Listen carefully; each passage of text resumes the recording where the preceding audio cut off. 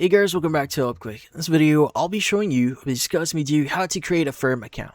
But first, check a special offer in the description. So, let's get started. So, you might be wondering how to exactly create an Affirm account here. Well, there are multiple ways. Now, typically, the first thing you want to do is you want to access which option that you want to sign up. Now, you can sign up via the website, so which is affirm.com, and you can also sign up via the mobile app. So if you have that downloaded or installed in your mobile device.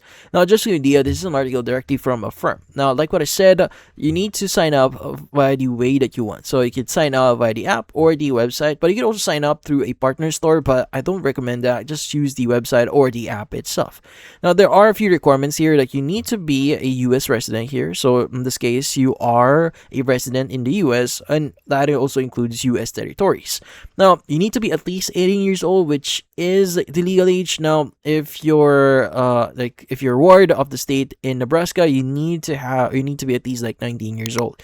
Now, you need to also have a social security number and also your own phone number that actually receives SMS and is registered to the United States or US territories. Now, also additionally, you may want to have your email address ready as well, and also the basic information about yourself, because you'll need to fill that up.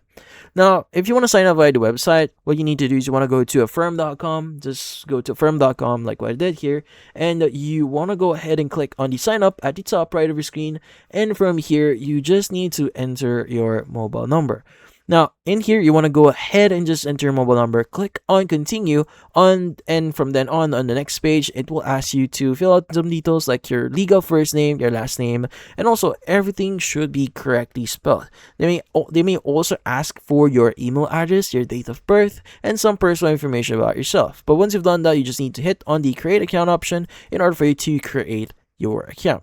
Now, typically, once you've done that, you should be able to create your account, but additionally, they may ask you a bunch of questions about yourself, like, for example, your current situation, your income, where you are getting that, so make sure to fill that up. But once you've done that, you should be able to create your account, and that's about it.